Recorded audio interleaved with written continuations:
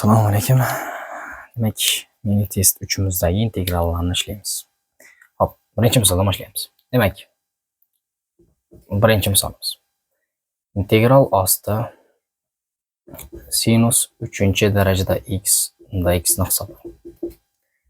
Ya'ni sinus kub x dx ni integralni hisoblashimiz kerak. Demak, bu misolda yechishda sinus kub x dx ga qo'yib berasiz. Buni yozib olish mumkin bo'ladi. Sinus x ko'paygan sinus kvadrat x unda x. Sinus x ni daga olib kiramiz. Integral osti sinus kvadrat x qoladi. Sinus kvadrat x ko'paygan d. Sinus x daga kirsa minus cosinus x bo'lib kiradi. Mana shunday holatda qoladi. D minus cosinus x, demak hosilasi bu yerda sinus x beradi. Demak, yana o'ziga qaytib qoladi. Sinus kvadrat x ni demak bilasiz, formulaga ko'ra 1 minus cosinus kvadrat x deb olsa bo'ladi. D minus cosinus x. Minus cosinus x ni tashqariga chiqaramiz. Demak, integral osti.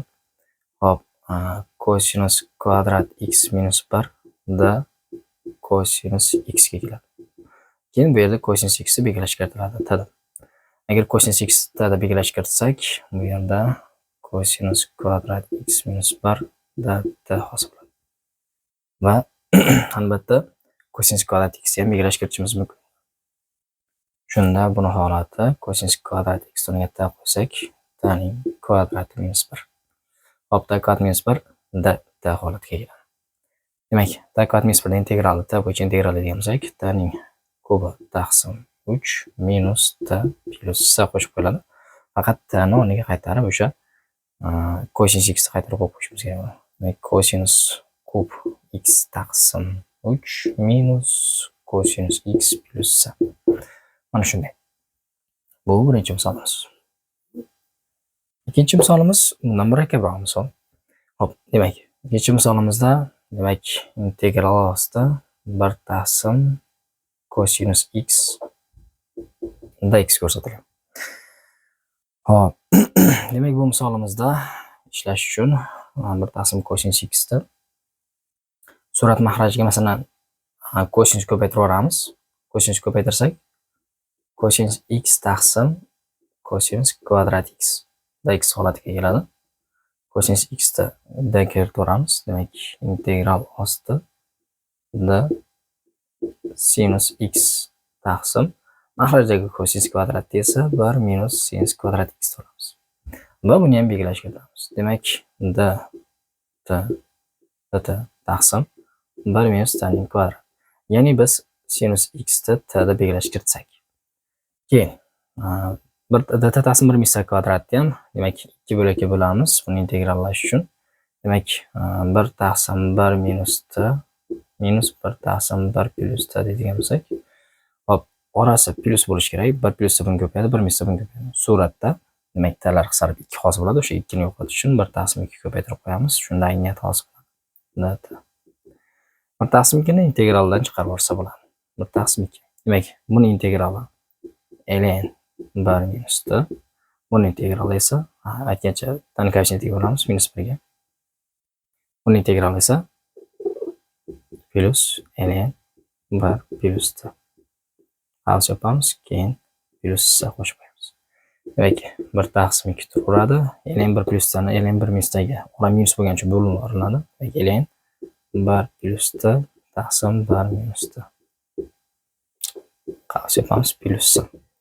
Demak, o'rniga qaytarib qo'yadigan bo'lsak 1 taqsim 2 ln tamiz bizda sinus x o'rniga sinus x qo'yamiz. 1 plus sinus x taqsim 1 minus sinus x va plus s. Endi ba'zi bir buni shakli o'zgartirilgan holatlari ham bor. Ya'ni mana bunday holatda 1 taqsim 2 ln 1 plus sinus x va 1 minus sinus x o'rniga masalan buni formulasi bor suratidagina. Masalan cosinus x taqsim 2 plus o'sha sinus x taqsim 2 ning kvadrati bo'lsak bo'ladi. Mahrajdagini ham cosinus x taqsim 2 minus sinus x taqsim 2 ning kvadrati deb bo'lsak bo'ladi. Aytgancha bu burchakka modul shart emas, chunki o'zi musbat ifoda. Kvadrat bor bo'lgani uchun emas, dastlabki holatiga ham ko'ra. Plus s. Xo'p, demak, davom ettiradigan bo'lsak, Hop, bu kvadratlar bu 1/2 bilan 10 ga o'chganda bu 2. Demak, bu ikkalasi bilan qisqarib ketadi. Umumiy holatda yozib olganimizdan keyin. Ana o'shanda keyin ln o'sha burchakda cosinus x taqsim 2 plus sin x taqsim 2 taqsim cosinus x taqsim 2 sin x taqsim 2 bo'ladi.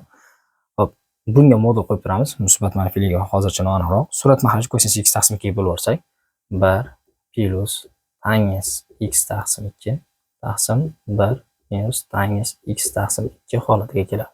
Plusi. Buni ham shaklni o'zgartirsa bo'ladi.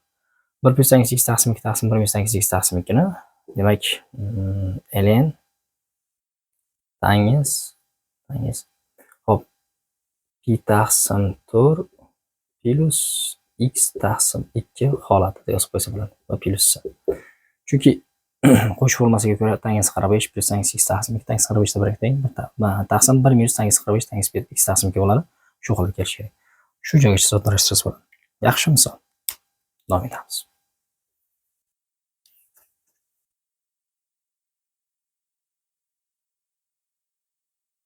Ovozimda ozgina nima bor? Xirallash bor, chunki ovozim endi tuzalyapti. Shuning uchun muzdek suvda ko'p ichmanglar.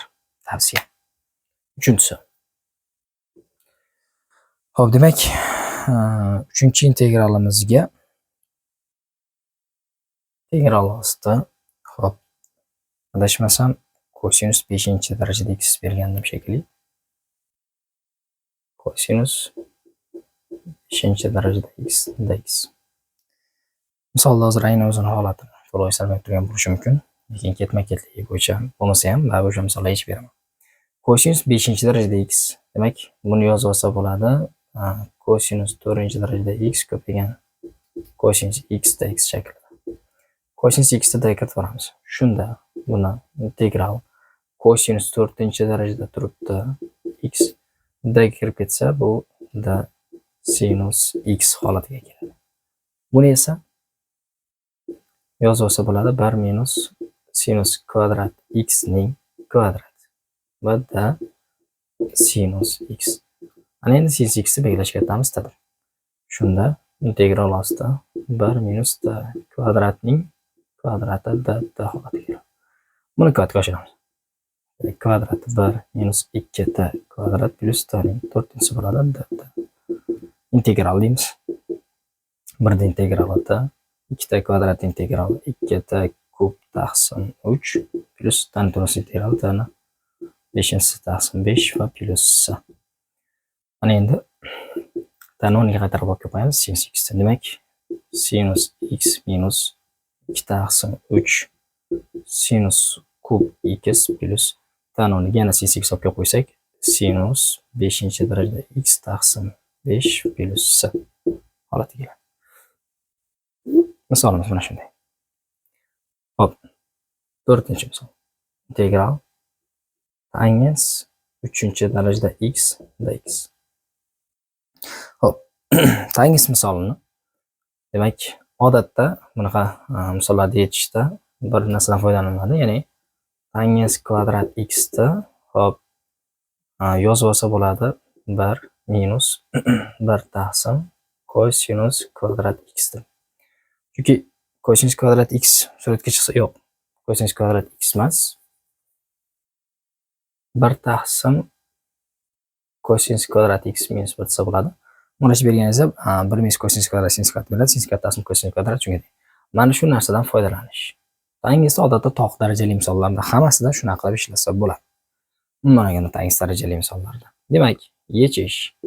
Biz bu integral, ya'ni tangens kub x dx ni demak, soddalashtirib olsak bo'ladi. Integral ostida tangens x ko'paygan tangens kvadrat x dx.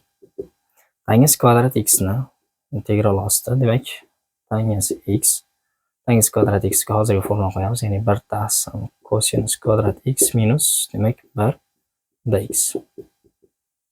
Keyin tangens x bitta ko'paytiradigan bo'lsak, integral ostida demak, tangens x ko'paytirilgan 1 taqsim cosinus kvadrat x dx minus integral birga alohida yozamiz. Tangens x dx. Integralni shunaqa qilib 2 bo'lakka bo'lamiz. Va bir taqsim kosinus kvadratda d keltiramiz. Shunda integral ostida tangens x d tangens x holati. Chunki bir taqsim kosinus kvadrat tangens x integrali. Minus tangens x integrali esa bu formulaga ko'ra, demak, ln modulosda kosinus x orada minus bilan plus bo'ladi va plus holati bilan tugatilishi kerak. Lekin buni integral tugatganimizdan keyin holatda qo'shishimiz kerak o'zi. Demak, bu integral belgilashga kiritilsa, demak, tangens x ta desak, bu ta bo'ladi. Demak, ta kvadrat taqsim 2 bo'lsa, demak, tangens kvadrat x taqsim 2 bo'lishi kerak. Keyin plus ln modulosda kosinus x bo'lishi kerak va plus sa degan joyga kelamiz. Bu 4-misolimiz edi.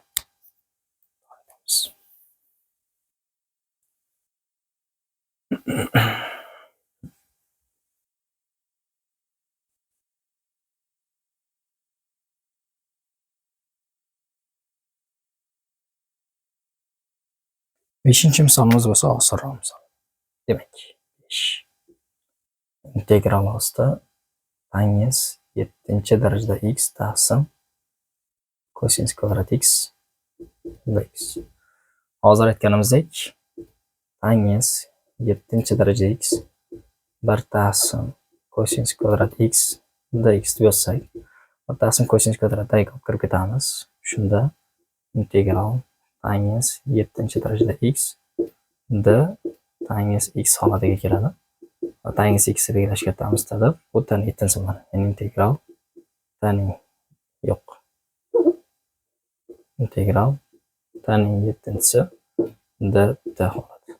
Bu esa tani 8-si taqsim 8 degan va plus tan 10 ga tangens solib qo'yamiz. Tangens 7-darajada x taqsim 8 va plus sa. Menga testimiz shu bilan tamom. E'tiborlaringiz uchun rahmat.